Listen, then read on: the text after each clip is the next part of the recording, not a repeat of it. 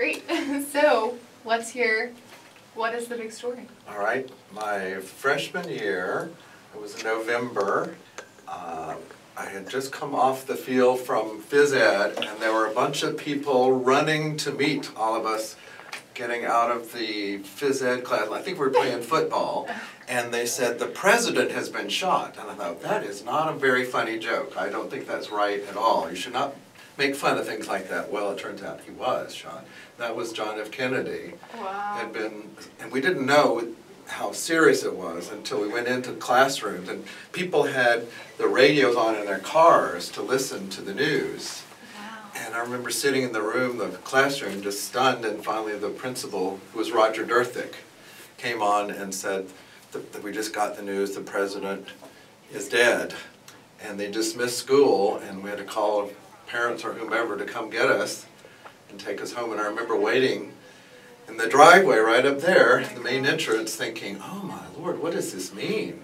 It was just, you know, so I started a long process, but that was a very distinct memory I had. Wow, so people had their car radios turned on, students? Yes. Wow, that is, yeah, and I bet that's such a defining moment for everybody. Like, they're going to remember that moment. Oh yeah, everybody remembers where they were when they heard the news. So that's where I was. I was right here at Grady. Wow, that's crazy. So what else? What other? I mean, I don't know how any other story can be more defining than that. My goodness. It was also the era of the Atlanta Public Schools being integrated.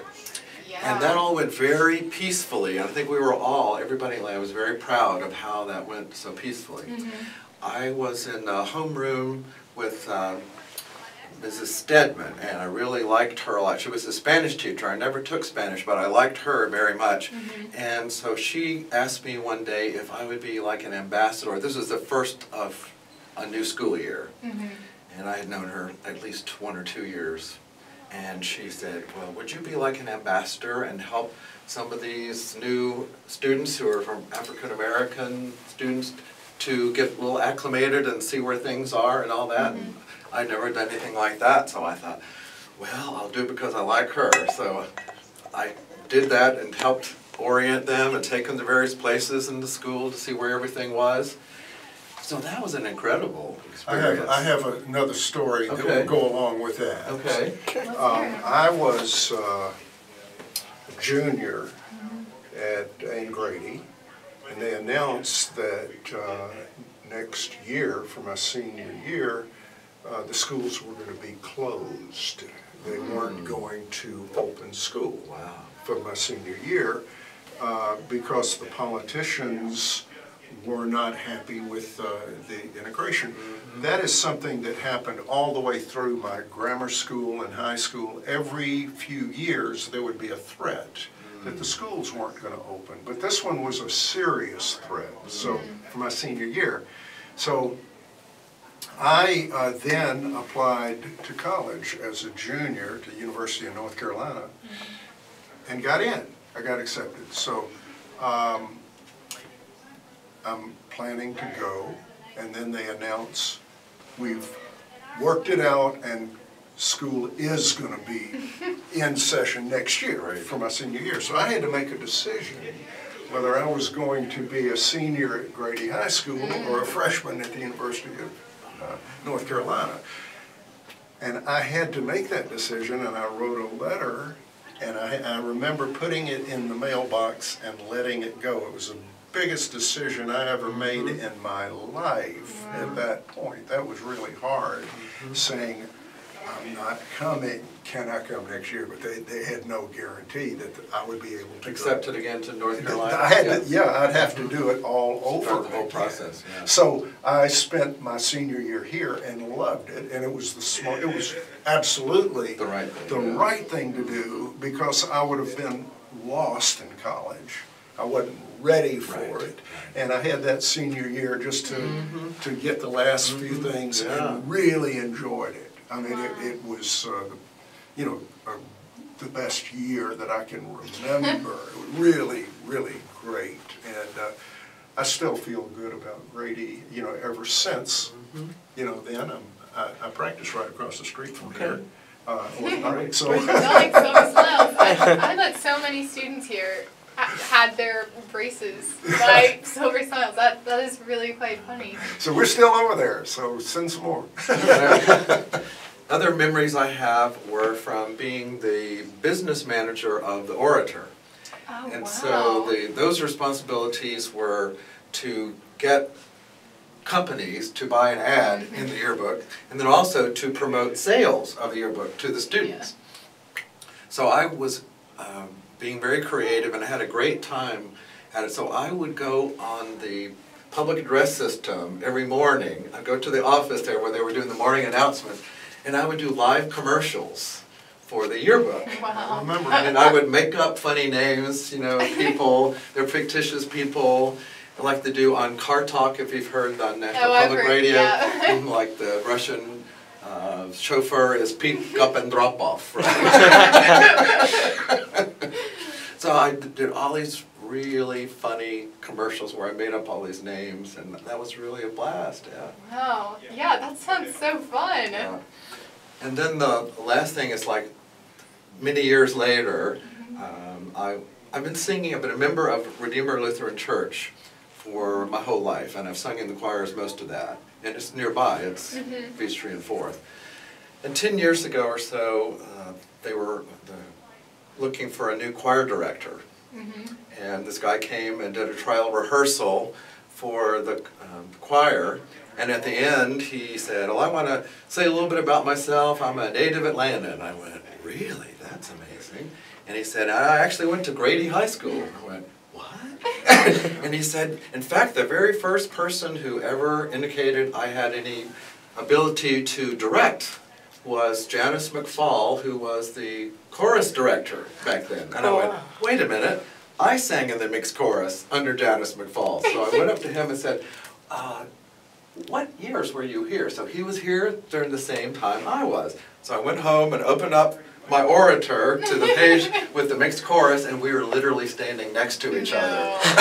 Oh my God. So every now and then, because he got the job and is the choir director at Redeemer Lutheran Church, so every now and then, when we pull out a new piece of music, he'll look at me and go, Bob, did we do this at Grady? And I say, yeah, we did. Oh my gosh, that's great.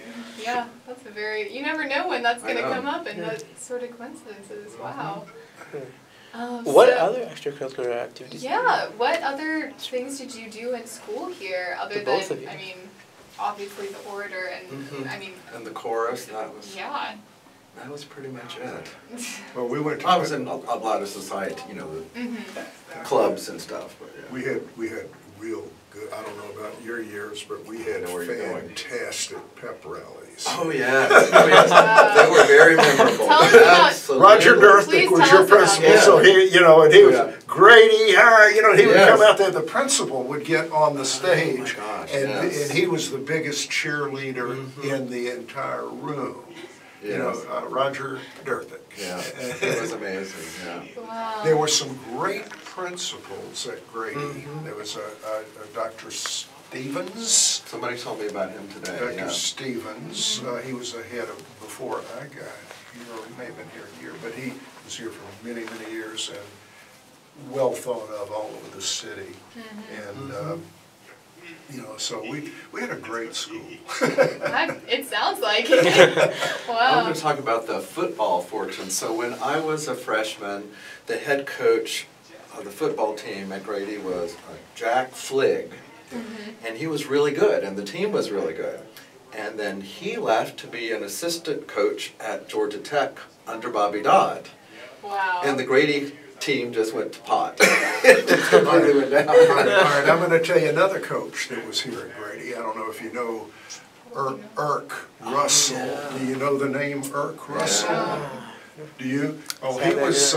He then became the defensive coach at University of Georgia from Grady, and then became head coach at Georgia Southern. Georgia Southern. Right.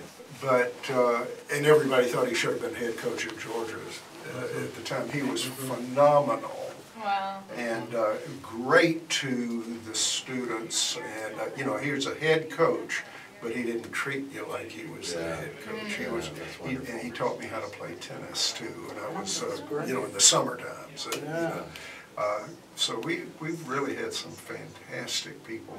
Well, one other thing I wanted to say too, you run into people from Grady, and you do this all the time. I was in Savannah, and I got an invitation to come to someone's home that invited everybody in the Savannah area that had gone to Grady to come to his home. Wow. And there were people there that, had, all over that had done things. And you tend to run into people that went to Grady. And I'm, very proud of Grady as a public school. And I still like public schools as a result. Absolutely. So that, And so I think sometimes you got a better shot at if you're doing well in school, got a better shot at getting to good colleges from a public school. Let's hope so. I think you do. I have a little girl, I was just telling someone that I saw in the office just recently, little black girl, graduated from Grady, and she had to make an appointment at a certain time, and I said, what's the deal? She's in college, and she had to get back. Where do you go? She said, I go to Princeton. I said, oh, really? And she went to Grady, this girl. She said, I'm in Princeton. I said, wow. So you must be really something. They must really, make a big deal out of a Southern girl like you coming, being in Princeton. She said, no, there are 3 of us that went to Grady are in Princeton. Wow. So that was something too. That, like you said, wow. I said, wow. When I heard that. That reminds me of a story. Oh yeah. Well, it'll make some people unhappy with this, but that's okay. It's factual. So I went to Georgia Tech, and first year was very, very rough. And just by coincidence, the Atlanta Journal decided to do an article about the fortunes of Grady graduates in college. And so they went around and interviewed all of the Grady alumni and from my class, they just did it for the class of '68, because that's who graduated and gone on to college. So they interviewed all of these students from Grady who were now at the University of Georgia, which was a lot, because that's #1 group went to University of Georgia, and they were proud to say not a single one of the Grady High School graduates had failed a course after their first year at the University of Georgia. So there were a handful of us who went to Georgia Tech, and we all scratched our heads and said, really? So we went around and interviewed each other, because we saw the article in the paper. So it was only a handful, so we had a big project, and we asked everybody, have you failed any courses? So every single one of us had failed at least one course. Oh boy.